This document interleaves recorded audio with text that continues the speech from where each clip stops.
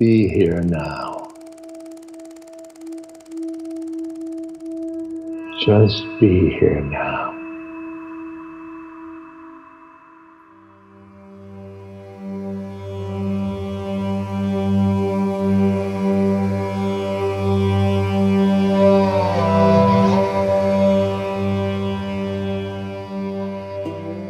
Welcome, everybody, again to Ram Dass Here and Now podcast. And I'm Raghu Marcus, and I'm going to just get to a little bit of what this particular podcast talk from Ram Dass is about. But first, I want to talk again about BetterHelp, and you've been hearing about it in the last podcasts. They are a fairly new sponsor, so BetterHelp.com. BetterHelp is a professional counseling service, and it's done securely online, and it's really wonderful in these times, as I've said before, when it's so very difficult to find somebody who's available because of the stress we've all been under for the last year and a half.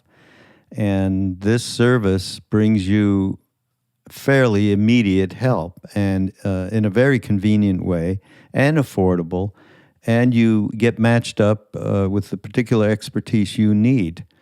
And I'm just delighted that we're getting the feedback that this is really working. And so as a listener, you get 10% off your first month by visiting betterhelp.com/Ramdas. And I'm really happy. They're obviously serving two purposes. One, they're helping support the network, which has grown a lot and needs a lot of support financially. And then at the same time, it's helping whoever it is that needs to have some therapeutic chat. And we all need to have that, even if it's not like a huge problem that's going on, or huge anxiety, or huge depression. Just being able to talk to somebody is a real boon and get out what it is that's inside us that we haven't been able to share. So betterhelp.com/Ramdas. Okay. Oh, so this excerpt from a talk Ram Dass gave in September of 1980 at Chappell Hill, Texas. I thought Chappell Hill was in North Carolina. But actually, when you start listening to this, don't think that it's bad audio. These are the biggest crickets that I've heard in a long time, and a lot of them. So I guess they have that in Texas. Everything's a little bit bigger there. The gist of this talk is about miracles, and Ram Dass tells a whole pile of miracle stories that he's been told over the years, or primarily actually the years that he spent in India, the two different times he went there when Maharajji was in his body. And he basically...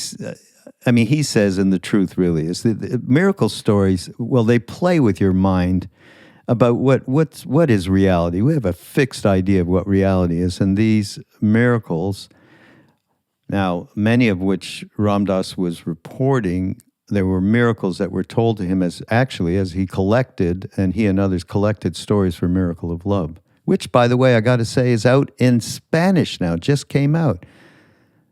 So if you have any friends that speak Spanish, that's a perfect opportunity to hear some of these stories in your native tongue. So I think it's called Milagro de Amor, right? Anyhow, so yes, these stories were told to him, but there's many stories that happened to all of us when we were with the Neem Karoli Baba.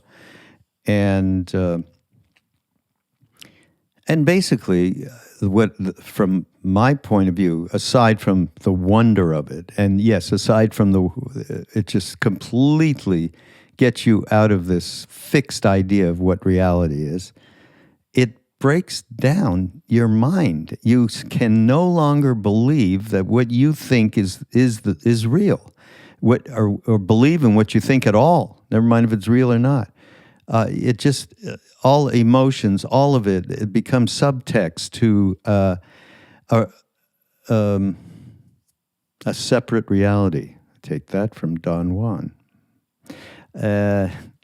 So yeah, it just leads you to know. Ram Dass says it's all possible and not the way you think it should be. Because many times, there's stories of Maharajji, people coming to him and saying so and so is about to die. They're very, very sick, and he would say, okay, take this piece of fruit over, or take me over, or something. And in the end, this person would survive. Another same situation, or situationally being that the person is dying, another person who's dying, he would say, no, let it be. He didn't say let it be. He would just say no. And I remember KC Tiwari telling us at one time, he said that there was a whole circumstance with an old lady who was passing and in pain, and all of this got described to Maharajji, and Tiwari said, "What are you, some kind of killer?" Knowing that he could do something about it, and he wasn't. He was going to let her die. And Maharajji said something like, "You have no idea of the reality of what this person's karma is."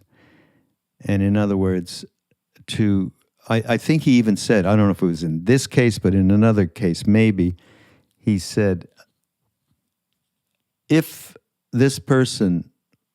I was to intervene, and God knows what that really means, coming from a non-dual place, a being living in that non-dual, in a physical body, which is called a siddha in India, avadut. This person may have to run through lifetimes and lifetimes and lifetimes of dealing with something. I don't remember exactly what it might have been in this particular case. But it's not saving. It is not saving to do what you think is the right thing to do and to relieve suffering in this particular case, because you have no idea of a person's entire past karma, present, and future. And so it's all possible and not necessarily the way you think it should be, is very much part of this, what Ram Dass is trying to get across.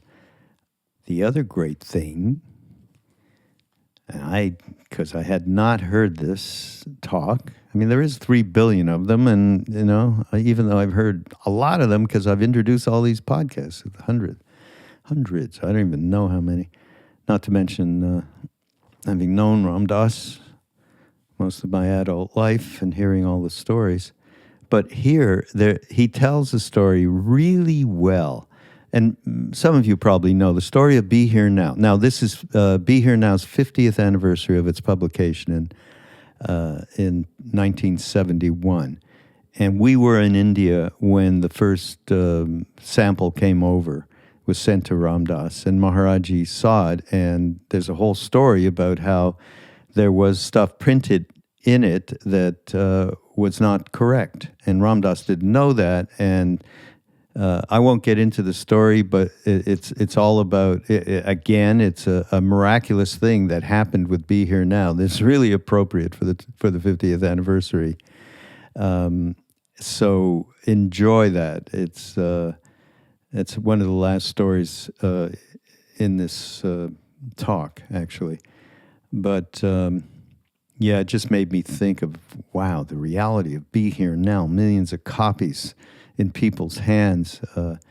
It's just quite amazing. And we, Love, Serve, Remember, my hat as director, we are going to be, we just arranged to do a major celebration of the 50th anniversary in the fall in Los Angeles. And you best to get on the ramdass.org mailing list, and then you are going to get an invite with all of the information about joining if you're in the area. But it's going to be live streamed as well.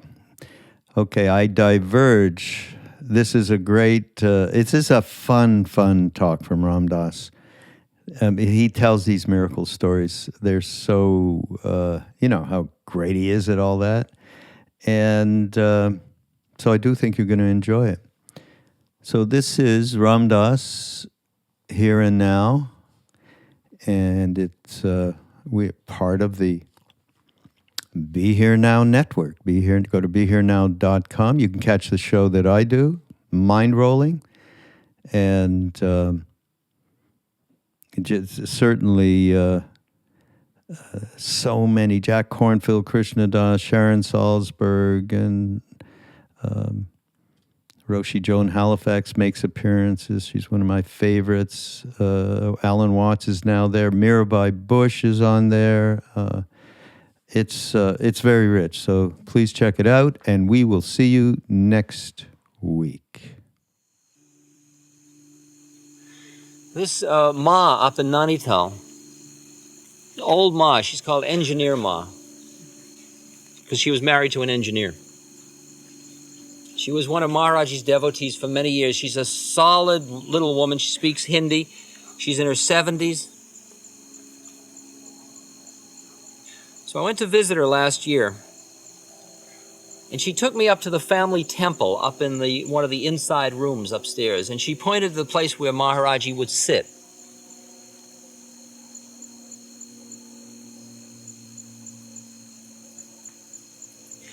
And she said one day, Maharajji came there, and she said her husband at the time, the engineer, was sick.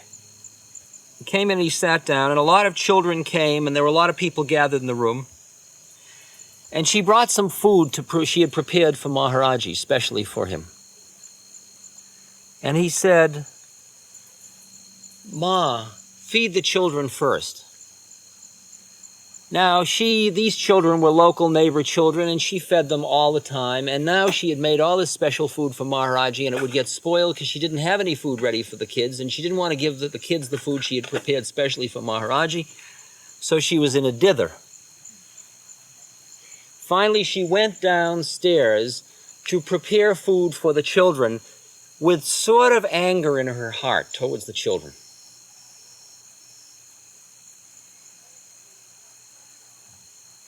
She prepared the food and she brought it up, and when she came in, she found that the children had left to go out and play.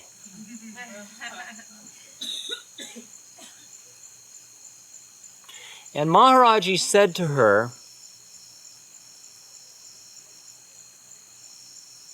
what had to be has come to pass. And the next day, her husband died.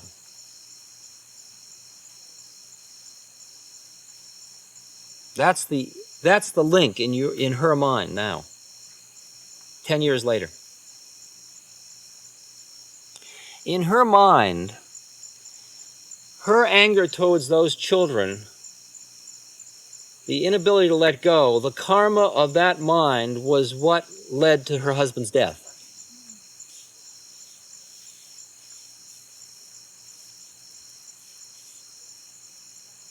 Now, I could talk to her till hell freezes over and tell her that may not be the way it is. But that's the message she got that she lives with. Not with guilt, but just with a kind of a sad understanding. At one point, Maharajji's in a house and there's an uncle who's blind, and everybody says, Maharajji, heal this man, heal this man. He says, no. He says, there used to be saints in the old days that could do this, but there's nobody around that does it anymore. And they said, oh, Maharajji, you can do it, heal him, heal him. And as he's leaving the house, Maharajji says, I've got to go to the train. And as he's leaving, he turns to the blind uncle and he says to him, if by any chance God should give you your sight back, you're an old man and your kids are waiting to take over the business and it's been too long already. You give up the business and devote the rest of your life to God, which is a tradition in India. Oh, Maharajji, I will. Maharajji left, and within 15 to 20 minutes, the man had his sight back.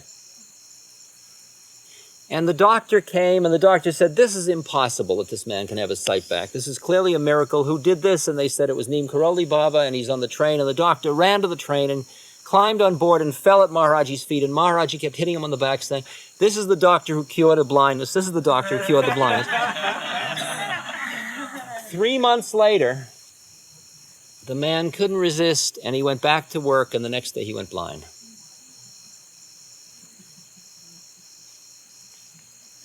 How tough do you want the game to be?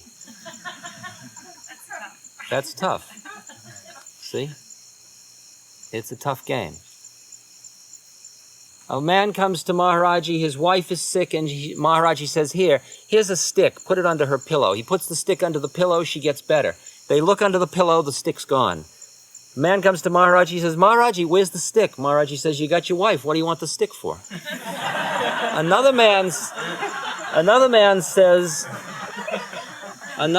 says, "My mother is sick, Maharajji, give me a stick." Maharajji says, "She's old, let her die."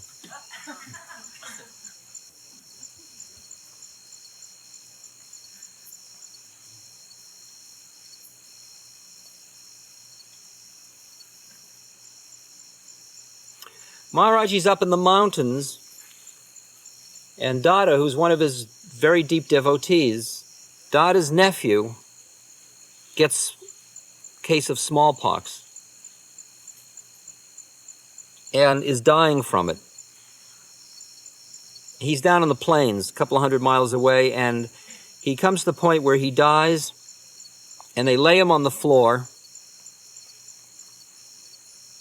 And at that point, they think the only thing that could save him now was some Ganga water that had washed Maharajji's feet. So they took a drop of water and they stick it on his tongue, and he sits up. At that moment in Hardwar, where Maharajji is, the mothers who are around him suddenly notice that he's broken out in spots all over his body. They are concerned, they go to the chemist, and he gives them a lotion to calm them down, like with poison ivy or something, and they put it on, and the next day it's gone, and he says, "Oh, that was very good medicine, it cured my spots."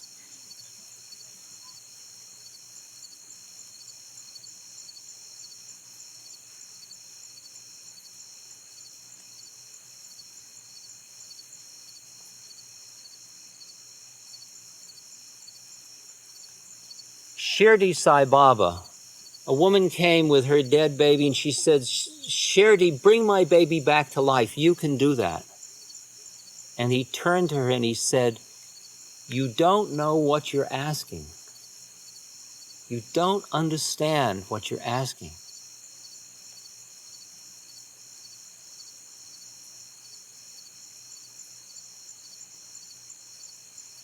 And you can feel how our own fear of death, our fear of pain, our fear of suffering, makes us keep wanting to second-guess God.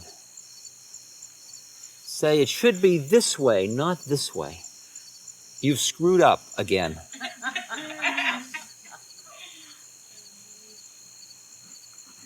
Only, as the Tao says, eyes unclouded by longing can see. I wrote a letter to a couple whose daughter had been murdered. She had been sexually molested and then murdered. She was 11 years old. And maybe tomorrow I'll read you the letter. But one of the lines in the letter was, "Only when you bear the unbearable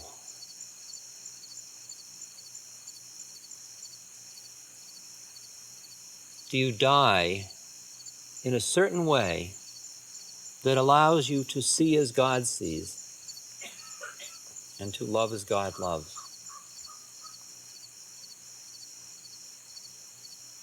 Saints are often called the living dead. Maharajji was joyful, laughing, playful, a tremendous wise guy, a real rascal, and yet he was living dead. And because of that, he could hear, what chutzpah to hear, "You will live and you won't. You I can take on." At one point, he's at the home of the warden of those prisons of Uttar Pradesh. And in the middle of the night at 4 o'clock, he wakes him up and shakes him. He says, come on, we got to go. We got to go. And the man says, I'll get the car. And he says, no, we'll walk. And Maharajji walks barefoot down the street at 4 in the morning and walks through town from the Hindu fancy section into the poorer and poorer section of town and finally into a very, very extremely poor, dirty section that is a Muslim section. And he comes to a place which is some old corrugated tin between two other buildings that's got a little sort of hut, which got a little window in it. Maharajji is a big, vast being. Somehow he opens a little window and he's inside. And the other man is following along and is the one that's telling me the story.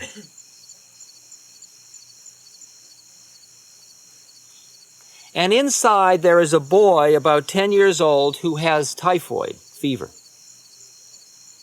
And he's shaking. And Maharajji comes in and he walks over to the boy and he says, get up out of that bed, get up out of that bed. Very, very angry. The boy's never seen this guy before. The boy is very sick. He pushes himself off the bed. Maharajji immediately lies down on the bed and starts to snore.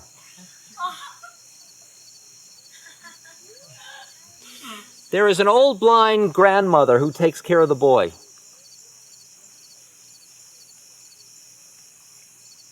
Who's there? Who's there? The man that's with Maharajji says, it's a great saint mother that has come. And there is a moment of confusion in her mind, and then the next thing a Hindu thinks is, what can I offer him? And there's nothing in the place. Which point Maharajji sits up and he sees that next to the boy's bed is a rusty tin can with water in it that the boy who's got typhoid fever has been drinking from. And he says, Mother, I'm very thirsty. And she comes over and she takes the can and she offers it to him. And Maharajji, who at that moment, he turns to this man who is Mr. Maharajji, who's a Brahmin. And Brahmins, they only eat food prepared by other Brahmins. And everything's got to be very pure. They don't even eat when you're around because your eyes could destroy it. Maharajji turns to him and says, you want a drink? And the guy says, oh no, Maharajji, that's all right. And Maharajji says, oh, and drinks and drinks and puts it down. He says, oh, Ma, thank you, that was so good. And he gets up and leaves. And the boy gets better. Why that one? What about the boy next door who died? How do you figure the game of what role all the miracles play in the dance?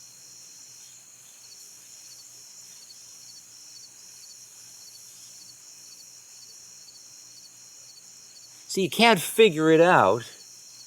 You can just keep quieting down and emptying and allowing them only to be a kind of message that it's all possible and that it's all other than the way you think it is. That's all. Just allow it to be that way. I mean, look at how my attitude towards money changes by the story about Maharajji and the arrogant sadhu. The arrogant sadhu comes to see Maharajji. Maharajji couldn't care less about anything. For years he was known as cracked pot baba. He went around naked with a piece of cracked earthenware pot he'd pick up off the ground, wearing it on his head. And when he was hungry, he'd hold it out for food, or he'd use it for water to wash or to go to the toilet. And then when it would break, he'd drop it and he'd find another piece of cracked pot. I mean, that's really right down to the basics, you know. See, and he had no name, so they called him Cracked Pot Baba, among other names. They used to call him Latrine Baba because his mouth was so foul. He'd talk dirty talk all the time. Call everybody sister fuckers.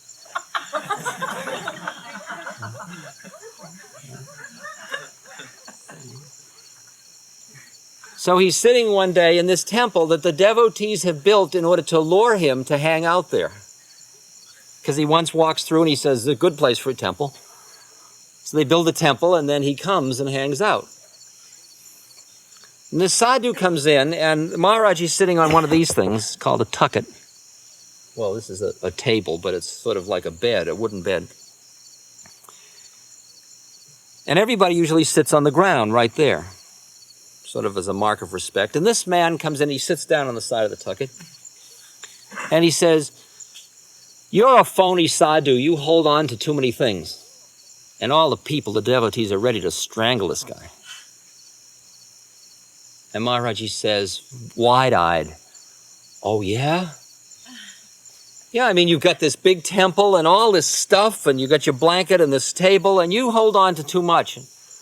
Oh, I do, huh? Like, please help me. The man is holding a shaligram. A shaligram is a stone. It's like an obsidian. It's a stone that is used for puja to Shiva. And it's found in certain rivers. And you can buy it in the marketplace for maybe 4 rupees, or you can find it in the river, and it's something that you use. It's like a lingam. You use it as a worship. It's a rounded stone. Maharajji looks over, he says, that's a beautiful shaligram. The guy says, yes. Maharajji says, will you give it to me? So the guy says, see, I knew you want everything. You're collecting everything. No, I need this. This is for my puja. I'm not going to give it to an impure person like you. Maharajji said, will you sell it to me? Guy said, sell it to you? Sell a shaligram? Maharajji says, I'll give you 40 rupees. See, it's worth 4. You can see the guy's mind going. And he says, well, Maharajji, if you need it. Okay? So he gives it to Maharajji, and Maharajji gives him the 40 rupees. He borrows the 40 rupees from somebody and gives it to the guy. The guy puts it in. Maharajji says, give me all your money. See, I knew it. I knew you weren't going to give me 40 rupees for this. So he gives him the 40 rupees back. Maharajji says, no, I want all your money. Maharajji, that's all the money I've got. He says, no, I want the 500 rupees you got pinned inside your shirt. So the guy very sheepishly opens his shirt and he takes out the 500 rupees he's got pinned there. And he says, Maharajji, that's all the money I've got in the world. Maharajji takes the 500 rupees and the 40 rupees and he puts it on the coal brazier right in front of him, like that. And it all goes up in flame. The guy starts to lose his cool completely. Maharajji, that's all the money I have. What are you doing? What are you doing? He's screaming. Maharajji turns to him and he said, oh, I'm sorry. I didn't realize you were so attached. And with that, he picks up a pair of chumtas, tongs, and he reaches into the fire and he picks out 540 new rupee notes. And he hands it to the guy.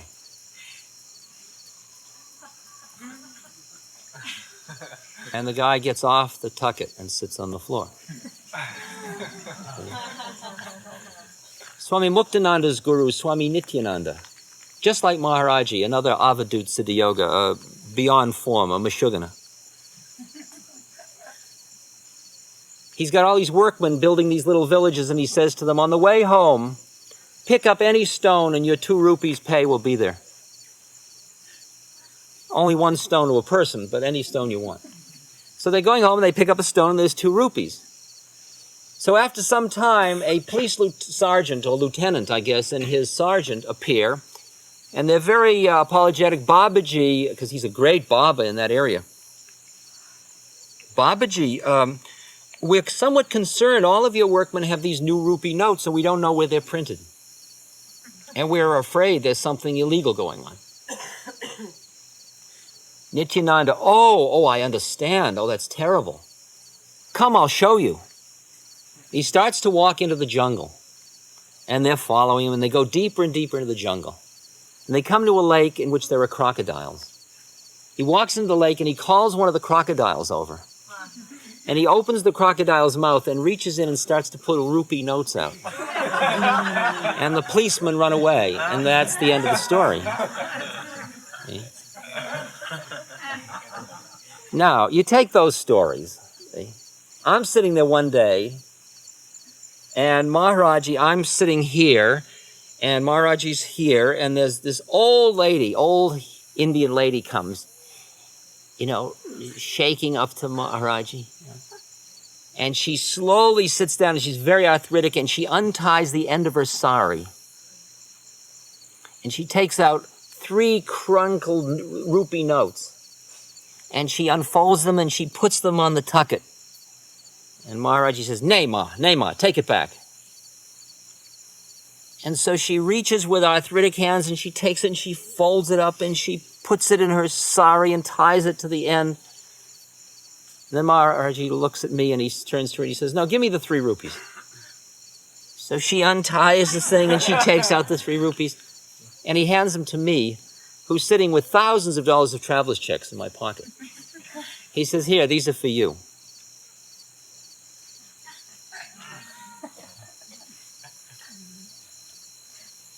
Interesting one, isn't it?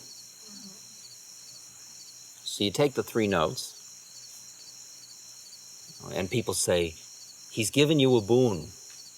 You will always have money." So what do? You hold on to the 3 rupees? Right at that time, there was this old fruit vendor and his wife in the town, very old Muslim couple, who used to come and visit me, and they'd bring fruit to me. For some reason, they treated me with great love and respect, and that was very nice. And then they were going to move down to a village, and they were so poor, and they were going to open a shop in another town, and they had no money, and they were in such horrible. I said to them, "Look, here's a rupee note that came from my guru. Hold on to that, and everything will be cool." I've never seen them again. I don't know anything about it. I've got 2 left. I'm just sharing the story with you. I mean, there's no punchline to it.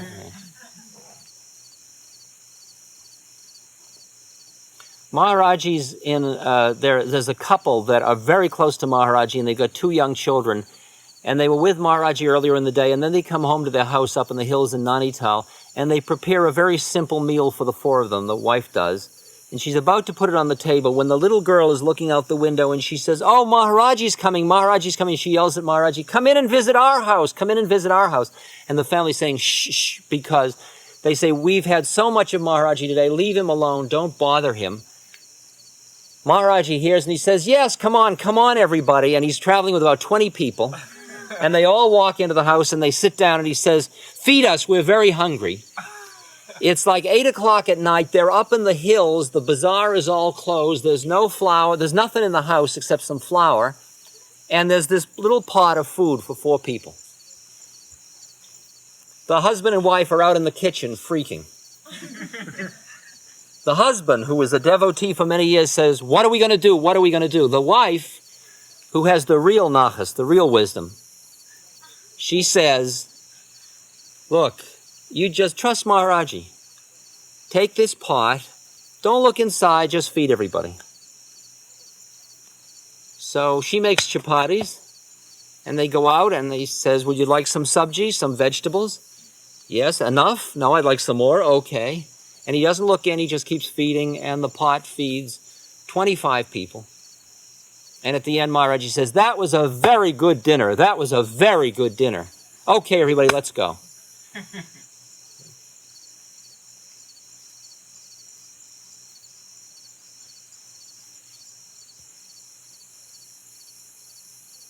I've got hundreds of these kind of stories. See what they do to your minds. Watch how they play with what reality is about.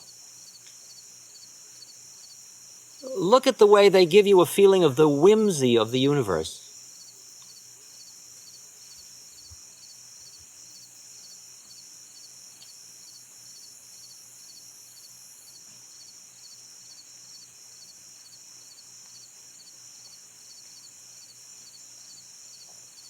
I had a teacher, Haridas Baba. I'll stop after this one. Haridas was, Maharajji gave Haridas to me right after I got to India the first time as my teacher, and he taught me incredible Hatha Yoga and Raja Yoga. He's a very, very good yogi. He's a good yogi, a sattvic yogi. Right after I left India that year, he and Maharajji had a terrible fight. and they parted company. Haridas had a lot of difficulties after that, and I felt like my parents had gotten divorced. I was in America, and I sent money for Haridas to come to America because he had met some Westerners by then and he wanted to come, and he came on a 4-month visa. And during this 4 months, he came, but at that time I went back to India, and I was with Maharajji, and Maharajji started to taunt me about this. Oh, you took Haridas to America. And he was telling me Haridas is no good and he's a phony, and he was doing terrible things. And I was getting more and more angry at Maharajji for being critical of Haridas.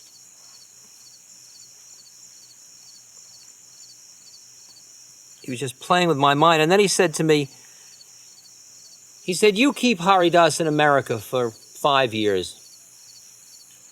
I said, Maharajji, I can't control, that's immigration department. I have no say over that. I have no power in the government. He says, I kept Bhagwan Das for 7 years. You keep Haridas for 5 years. Well, Maharajji, if I could, I would, but I can't. I go back to the hotel where I'm staying, and 2 fellows have arrived who have been looking around to meet me, and they've followed the path, and they've come to this hotel. And I said, look, you've come to meet me, but you might as well meet the real thing. My guru's only 8 miles away. So the next day they go see Maharajji, and they have 2 days, and he gives them names, and they like him. And they come back, and they say, it's wonderful, we've seen you, Guru, and we've seen you, and now we're leaving. And one of them says, is there anything I can do for you? I said, well, what do you do? He says, well, I'm a pot lawyer in Los Angeles. I said, no, I don't know anybody that's in on a pot charge, but it's nice to know. I said, I really don't have any legal problems at this moment. I said, the only thing that's bugging me is that Maharajji said I'm supposed to get a permanent visa for Haridas Baba. And those are hard to get. I don't know how to get that. And he says, isn't that interesting? He said, my brother-in-law is the director of the Western Division of Immigration in the United States. He says, I'll just drop him a note. There'll be nothing to it. Now, would you smell a paw in the monkey in the works? Would you suspect that there was some skullduggery afoot? Or would you just say, oh, well, chance works in strange and mysterious ways?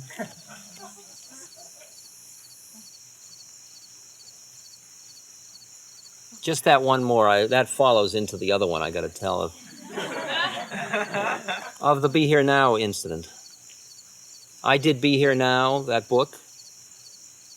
And then Maharajji, I gave a copy to Maharajji. It disappeared into the bowels of his inner world. And then about 3 months later, he called me up and he said, Ram Das, you print lies. I said, Maharajji, everything in that book's the truth. Nay, you print lies. And this is a setup. This is like a setup. He says, you say here that Haridas Baba built the temples. I said, well, I understood he did. I don't know who told me, but somebody had told me, and I put Haridas Baba built the temples. So he calls the guy that's saying, he says, come here. Who are you? He says, you know who I am, Maharajji. I'm the man that builds all your temples. Does Haridas Baba build the temples? No, Maharajji. He helped me pour concrete, but he didn't build the temples. Oh, go away. He said, you said, Maharaj, you said here Haridas went into the jungle when he was 8 years old. I said, well, I was told he went into the jungle when he was 8 years old. Calls the guy over. He says, who are you? He says, I'm the head of the forestry department of India. Do you know Haridas Baba? Yes, he worked as a clerk in my office until 1963. Oh, so he went into the jungle when he was 8 years old. See? And what he had was all these kind of people to prove that all these things were lies. And they ended up being 2 paragraphs of lies, which were not lies. I merely misunderstood. Somebody had told me these stories and I had printed them and they weren't true, apparently. Who would know? Would you care? You know, this book is in English. It's in America. Who's to notice? Big deal. Maharajji says, well, what are you going to do about it? I hadn't planned to do anything about it. I said, well, I'll change it. He says, you do that. He said, as long as you think something is true, there's no karma. But once you know it's false and you continue to print it, then there's karma.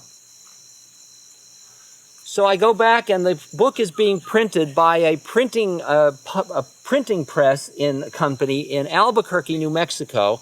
And the publisher is our commune north of Taos, up in the mountains, called the Lama Foundation. And there's no telephone up there. So I cable them. Or I write a letter and I say, I know you're about to do another printing of 30,000 copies. In the next printing, would you delete the following 2 paragraphs about Haridas? Now, by this time, to make the story more interesting, Haridas has been invited to Lama and is the darling of Lama. They've never met Maharajji. So they are very angry that I'm asking them to take out these paragraphs about Haridas. So I get a letter back saying, we don't agree that they should be taken out. However, we would take them out, but when I got your letter, I had just gotten back from Albuquerque after 2 days on the road, and as I was leaving Albuquerque, the printer had put the job on the web press, the press that does the whole book sort of at once. He had put all the plates on, and he was going to run it when I left. And by now, it's all run, and it gets run and bound, and we would have to throw out 30,000 copies to rechange those 2 paragraphs. So we'll change it in the next printing, which is a reasonable thing to do. The letter arrives in Nainital, which is up in the hills, and I pick it up at the post office at around 7:30 in the morning, just before I catch the bus out to the temple, which is 8 miles away. I put the letter in my jola, come out, arrive at the temple, walk in the temple. I'm walking towards Maharajji. Maharajji is screaming in Hindi. What does the letter say? What does the letter say? Now, how does he know there's a letter? And if he knows there's a letter, he must know what it says. So you can feel like you're being had somehow or other in the whole thing, right? So I say to him, well, the letter says that the job has already been printed and they will change it in the next printing.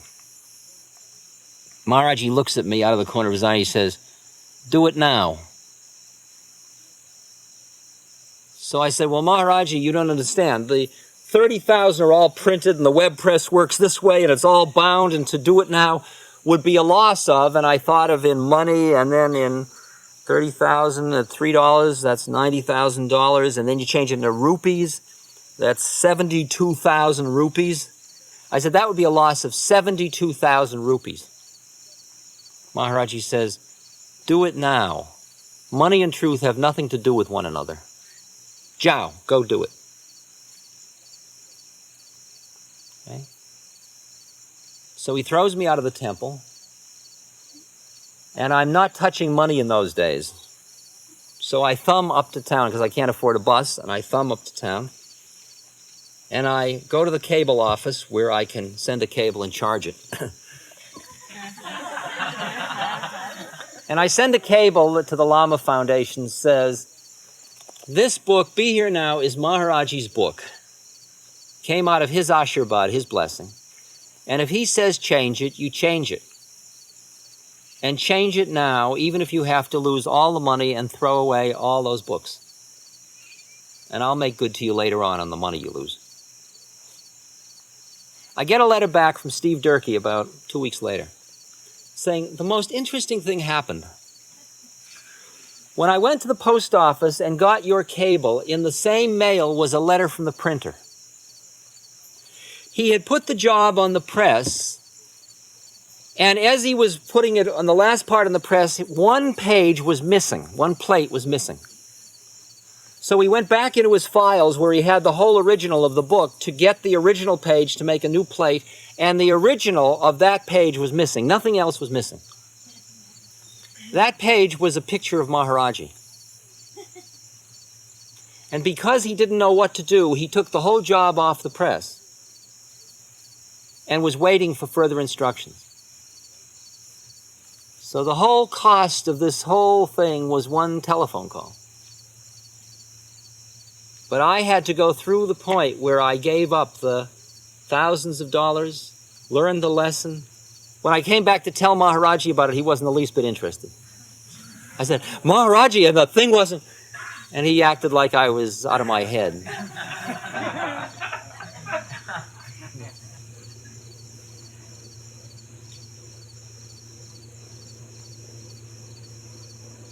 Okay, everybody, that's enough.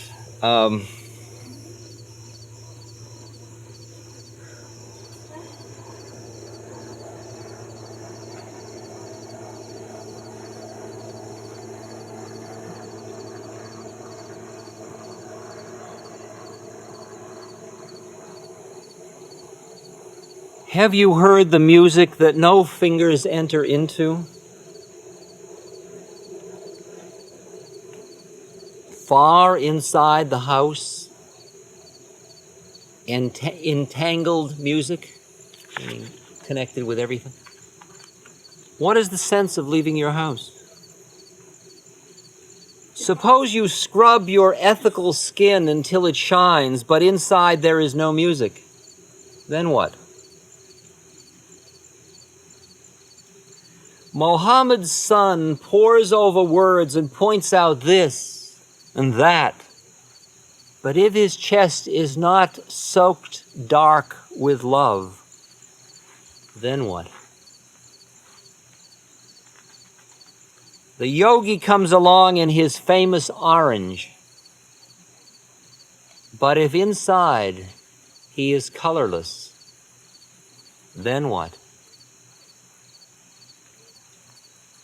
Kabir says, every instant that the sun is risen, if I stand in the temple or on a balcony, in the hot fields or in a walled garden, my own Lord is making love with me.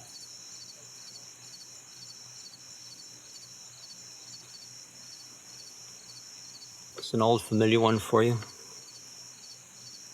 A poem by Charles Cosley from the Norman crucifix. It's written on the crucifix. I am the great sun, but you do not see me. I am your husband, but you turn away. I am the captive, but you do not free me. I am the captain. You will not obey. I am the truth, but you will not believe me. I am the city where you will not stay. I am your wife, your child, but you will leave me. I am that God to whom you will not pray. I am your counsel, but you do not hear me. I am the lover whom you will betray. I am the victor, but you do not cheer me. I am the holy dove whom you will slay. I am your life, but if you will not name me, seal up your soul with tears and never blame me.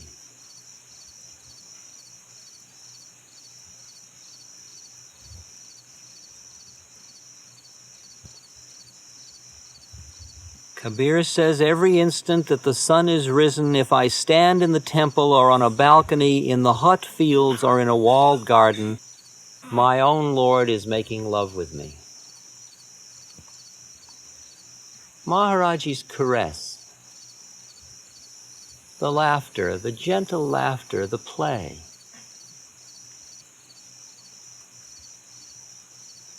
the leela, the dance, the sport, the sweetness,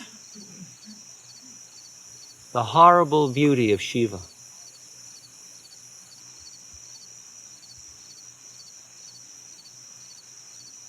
Have a quiet and peaceful and good night.